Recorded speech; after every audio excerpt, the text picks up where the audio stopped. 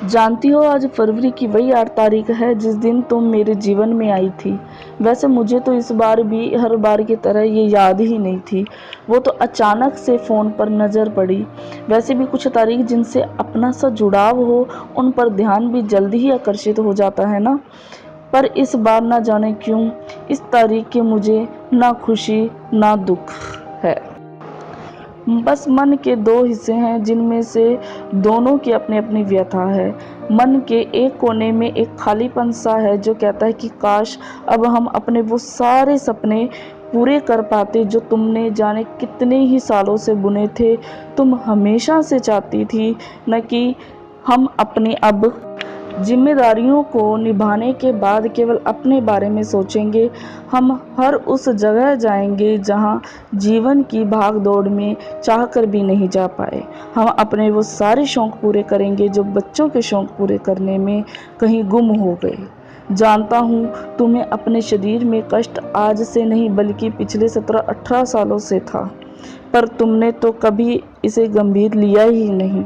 हाँ, खाने पीने में कभी तुमने कोई बदपरहेजी नहीं की, लेकिन शरीर में एक रोग लगने के बाद उस पर ध्यान देना भी बहुत ज़रूरी हो जाता है ना, जो तुम या मैं दोनों में से कोई कर ही नहीं पाया। आज भी मुझे याद है जब मैं रोज़ सुबह तुमसे पूछा करता था आज शरीर के किस हिस्से में दर्द है, और फिर हम दोनों ही खिलखिला पड़ते थे, जबकि ये तुम अच्छे से जानती थी कि तुम्हारी बीमारी अंदर ही अंदर तुम्हें कितना खोखला कर रही थी। इसमें एक तरह से गलती तुम्हारी भी है। तुमने कभी जिद भी तो नहीं की किसी अच्छे डॉक्टर को दिखाने की, या ये कहूँ कि तुमने की भी थी पर उतनी ज़बरदस्ती नहीं कि मैं उससे गंभीर समझता। जबकि हम कभी कभी कुछ नए डॉक्टरों को दिखाने जाते भी थे पर कभी कोई फ़ायदा ही नहीं हुआ, और जब तक हम गंभीर हुए तब तक तुम्हारी बीमारी इतनी गंभीर हो चुकी थी कि उसने तुम पर अपना कब्जा जमा लिया। कई बार मैं खुद को दोषी भी पाता हूँ तुम्हारा कि मैंने तुम पर काम का बोझ ज़रूरत से ज़्यादा डाल दिया, लेकिन तुम्हें कभी इसकी शिकायत ही नहीं थी, क्योंकि तुम जानती थी कि मेरे अकेले के लिए यह असंभव है। तुम मुझे हर परिस्थिति में अपने साथ नजर आई, चाहे पैसे की तंगी थी या समय की मार।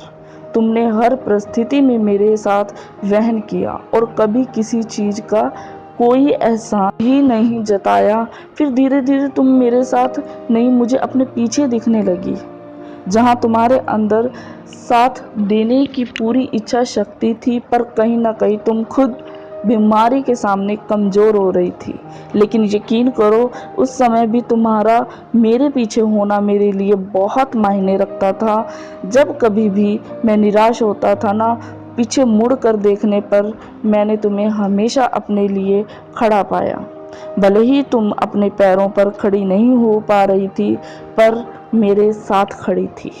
अब सोचता हूँ कि शायद मेरे मन का दूसरा कोना सही कहता है कि अच्छा हुआ तुम चली गई खुद को अत्यधिक कष्टों से मुक्त करके, क्योंकि तुम जानती थी कि तुमसे जुड़ा हर एक शख्स तुम्हें कष्ट में नहीं देख पाएगा, क्योंकि सब ने अपने अपने स्तर पर भरपूर कोशिश की तुम्हें बचाने की।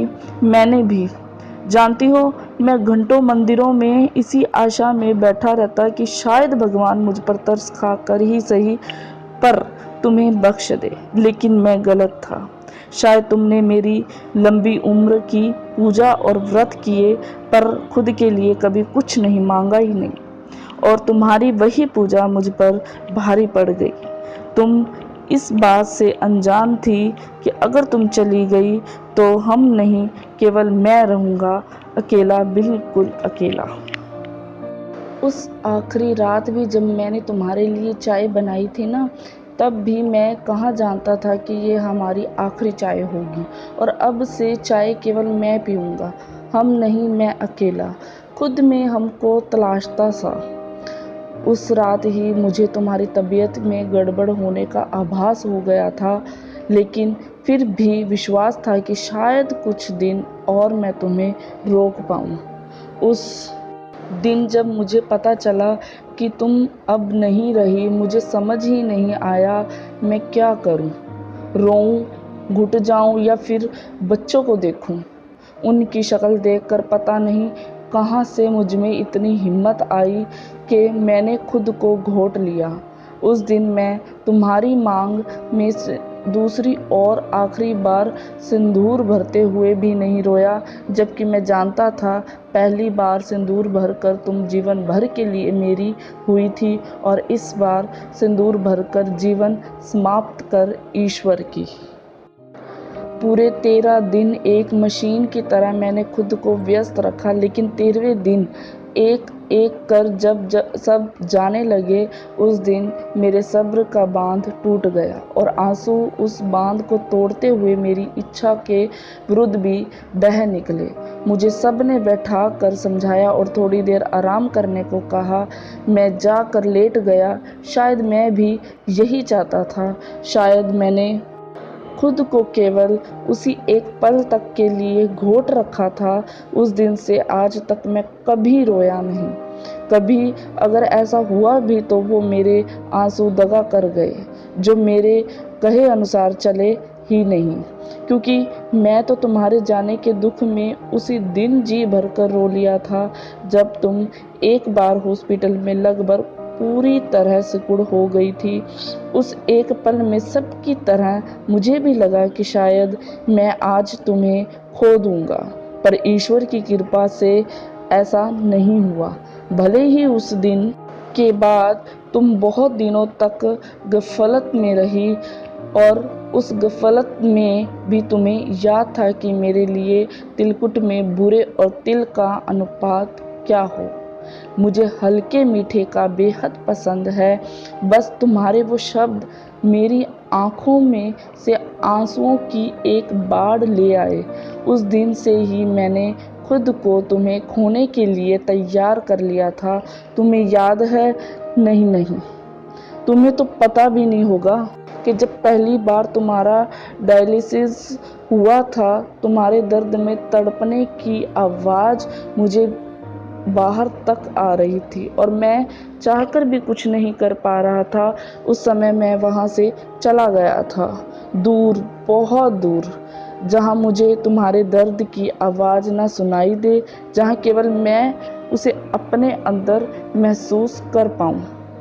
जैसे एक नया जीव दुनिया में आने के लिए पूरे 9 महीने और कुछ दिन लेता है, न वो जीव अंदर ही अंदर हर पल हर क्षण तिल तिल कर बढ़ता रहता है। वही कुछ तुम्हारे साथ हुआ। उन 9-10 महीनों में तुम भी अंदर से तिल तिल कर घट रही थी। अंदर ही कहाँ, बाहर से भी तो। याद है मुझे एक ही दिन में तुम्हारा आंखों से ना आँख देख पाना, पैरों से लाचार तुम हमेशा से ही थी। फिर तुम्हारा दिल, जिसकी वाल भी कमज़ोर हो गई थी, और साथ ही फिर सोचता हूँ कि शायद अब तो तुम्हारे साथ ऐसी कोई बंदिश नहीं होगी ना। फिर अचानक से ख्याल आता है कि अब तुम्हें कहाँ कोई दर्द, कोई बंदिशें होंगी, और अचानक ही पानी मेरे हलक में सूख कर रह जाता है। बस अब तो यही सोचता हूँ, काश अपने सपने पूरे करने को तुम फिर से आ जाओ और मैं से हम हो जाएं। अगर आपको मेरी यह वीडियो अच्छी लगी हो तो मेरी अगली वीडियो देखने के लिए मेरे चैनल को सब्सक्राइब करें, बेल आइकन का बटन दबाएं ताकि मेरी आने वाली हर वीडियो का नोटिफिकेशन आप तक पहुंचता रहे। लाइक करें, शेयर करें और कमेंट करके प्लीज़ बताएं कि आपको यह वीडियो कैसी लगी। तो मिलते हैं अपनी नेक्स्ट वीडियो में। धन्यवाद।